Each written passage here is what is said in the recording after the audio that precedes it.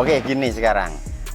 Dunia pertanian sejak awal masih sederhana pun itu adalah cikal bakal tumbuhnya masyarakat sipil atau kebudayaan sehingga sampai level yang tertingginya membentuk peradaban. Nah, ceritakan dong Pak Remi bagaimana seharusnya bertani yang benar-benar berkebudayaan. Keke koe kamberu we anai we nesi mangale we ne kamberu keke koe kamberu we anai we nesi mangale we ne kamberu. Tahapnya tentu satu, tanah, dia diam di tanah itu. Ketika dia masih berpindah-pindah tempat, para nomad. Ya. Nah, ketika dia sudah mewariskan tanah dan memiliki, mengklaim tanah itu sebagai milik dia dan dia tanam di situ, dia tunggu yang dia tanam itu sampai berbuah, maka di situ terjadilah budidaya pertama. Itulah budaya pertama. Makanya jangan salah, urusan tanam menanam dalam bahasa Latin itu ada urusan kulturnya. Hortikultura itu menyangkut ke kultur budaya. Jadi manusia yang berbudaya itu adalah juga yang sudah diam di satu tempat, menanam dan menunggu tanam itu berbuah, berhasil, memberikan hasil, dan dari hasil itu dimakan darinya. Tahapan selanjutnya lebih beradab lagi kalau melakukan dalam. Nah, jadi gini, ada proses gitu ya. Ketika dia mau menanam, ada proses ritus gitu ya, untuk memuja kepada, waktu itu belum dikenal Tuhan dalam pengertian agama Samawi, jadi dewa lah, meminta kepada dewa untuk membuat tanamannya itu jadi baik. Nah, dibikinlah ritus itu yang kemudian menyebabkan lahirlah gagasan-gagasan keindahan dalam ritus itu. Misalnya kesenian. Mula-mula kesenian yang paling awal itu adalah musik. Bagaimana dia menabuh barang tertentu, kulit binatang itu yang menjadi membranofon, ditabuh bunyi. Tabuh yang runtun, ya, yang runtun itu menghasilkan gerak tertentu, terjadilah tari. Ketika tari itu tercipta di situ, dia pun menirukan tentang bagaimana seorang pemburu memburu hewan dan membunuh hewan dan mengalahkan hewan sampai hewan mati. Ketika dia melakukan itu sudah melakukan teater, sebab dia sudah melakukan peniruan atas gerak hayati itu, insani tadi, menjadi ekspresi interpretasi terhadap kehidupan tadi. Disitulah lahir teater. Yang paling sempurna itu adalah teater pada waktu pertama di Yunani itu belum sampai mengenal sastra, tetapi pengaruh dari Mesir ke Yunani menyebabkan lahir karya-karya sastra dari zaman Sophocles, Euripides, Aristophanes dan seterusnya. Itu pengaruh dari Mesir. Nah, dari sana di Yunani itu dijadikan sebagai pertunjukan pada saat memuja dewa Bakus. Lantas diselenggarakanlah festival-festival. Nah, itu dari budaya yang makin sempurna. Terus tahap selanjutnya itu tadi sudah bagaimana berkembang, sebab di dalam kesenian itu terjadi perkembangan dari zaman Yunani klasik terus sampai ke sekarang. Oke. Sampai tahap literasi kapan itu? Literasi sudah zaman Yunani, ya, sebab tuntutannya itu sudah harus menulis. Sophocles, Euripides itu menulis sastra, ditonton. Sebelum Masehi literasi sudah jalan. Nah, yang sekarang buat kita menggalakkan tradisi literasi, tetapi dengan tidak mengenal betul-betul bahwa di dalam literasi bebas membaca, harus bebas membaca.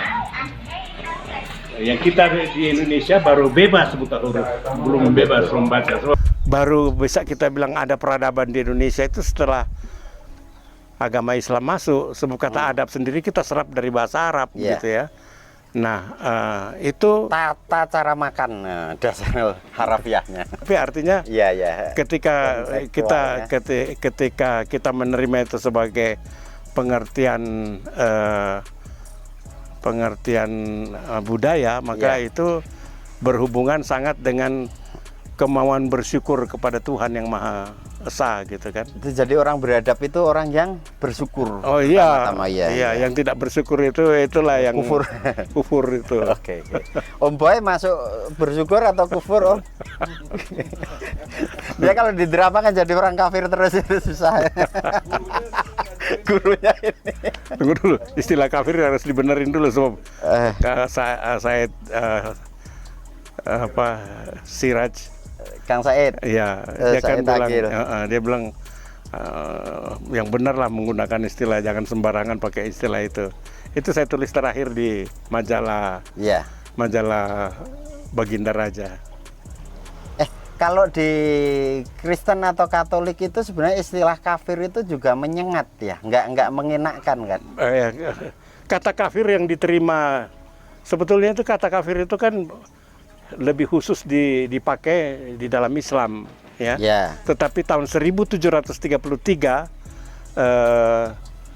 Melchior Leidecker menggunakan istilah kafir dalam bahasa yang diterima oleh Kristen sebagai Istilah yang sinonim dari Ya. kata bahasa asing infidel.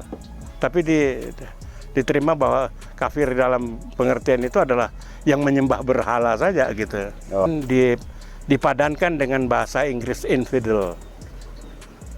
jadi kafir, Ya, infidel. infidel yang tidak Oke. percaya Tuhan, yang menyembah berhala gitu itu. Dunia pertanian sejak awal masih sederhana pun itu adalah cikal bakal tumbuhnya masyarakat sipil atau kebudayaan sehingga sampai level yang tertingginya membentuk peradaban. Nah, ceritakan dong Pak Remi bagaimana seharusnya bertani yang benar-benar berkebudayaan, dan negara ini kan juga harus ngurus pertanian karena memang cikal bakal kebudayaan itu ya terkait urusan dengan pertanian dalam artian pangan, tumbuhan, air, Ya macam-macam. otomatis. Sebab kalau berdasar pertanian ada kata kultur di situ, agriculture. Iya. Memang tingkat budaya yang paling mustahil itu ya adalah bagaimana betul-betul orang berpikir memajukan pertaniannya. Masa kita misal contoh sederhana aja, duren yang ada dari Bangkok itu tahun 55 masuk ke Bangkok itu dari Indonesia. Sekarang kita kalau mau cari di supermarket mau beli duren Bangkok katanya. Padahal dulu dari Indonesia itu. Cuman orang Bangkok lebih pintar menanam gitu.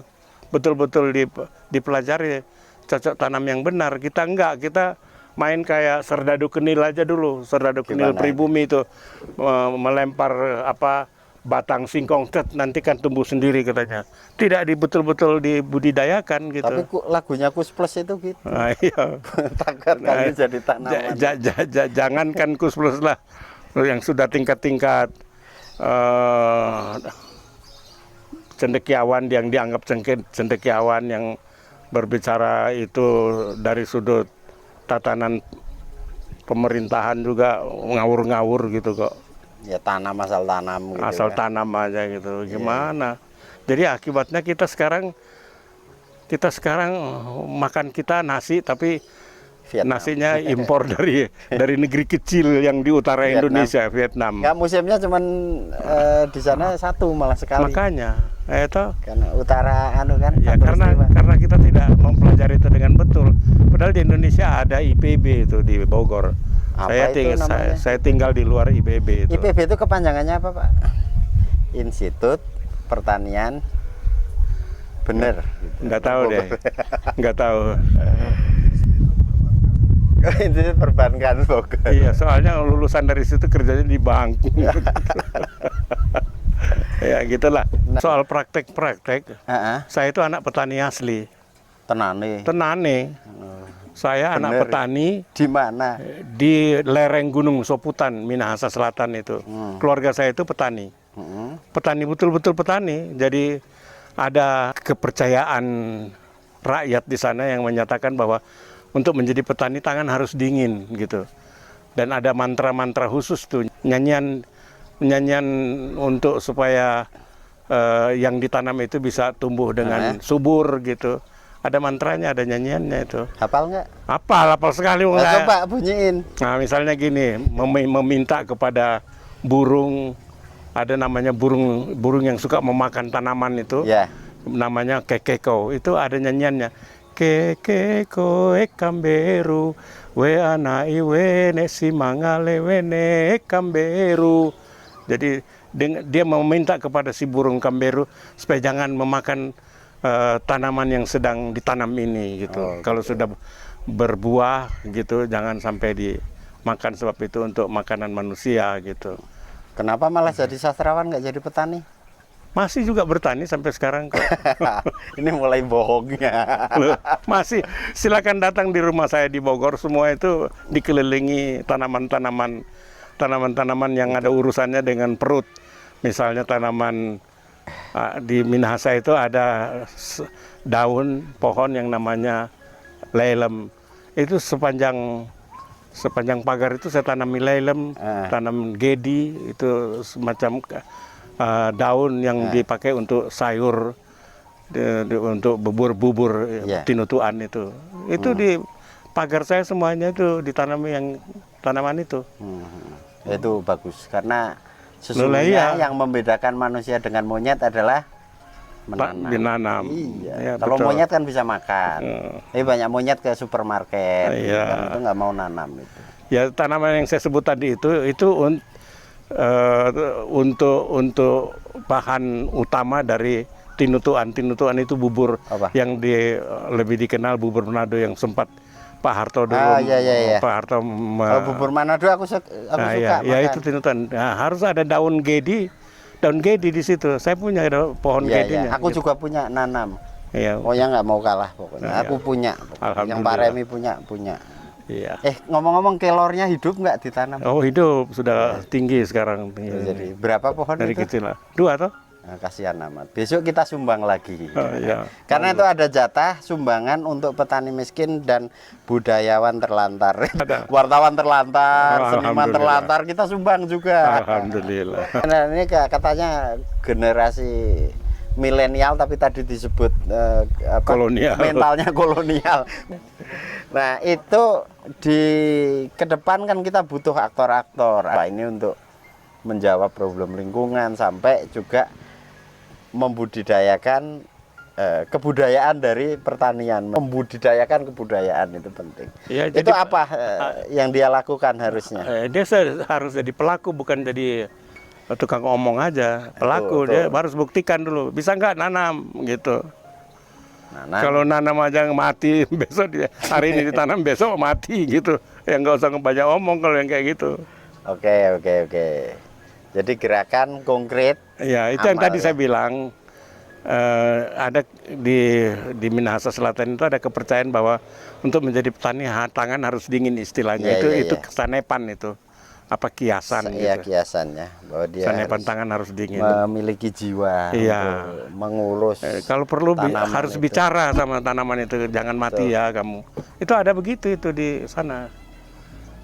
Makanya semua juga apa yang saya tanam itu tidak pernah mati itu. Sebab saya bicara sama tanaman itu ketika saya mau nanam, jangan mati ya. Gitu.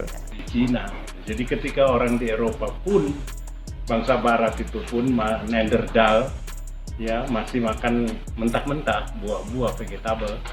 Itu orang di Cina sudah makan masakan yang dibakar karena ketidaksengajaan seorang anak yang setengah waras itu disuruh menjaga babi, lantas kebakaran kandangnya, lantas dalam keadaan takut supaya tidak terlacak, dia menghilangkan babi itu dengan memakan babi itu. Terus rasanya kok lebih enak masakan yang sudah matang ini. Terus dicoba lagi ayam. Dari situ orang Cina mengenal makanan matang. Tadinya semua manusia di dunia ini makan mentah. Buah-buahan ya kebanyakan. Buah-buahan. Kalau daging kan susah dimakan mentah. Kalau daging yang mentah itu orang Jepang itu dia pakai semacam kecap yang namanya soya yang dicelupkan, dan itu terbatas pada ikan.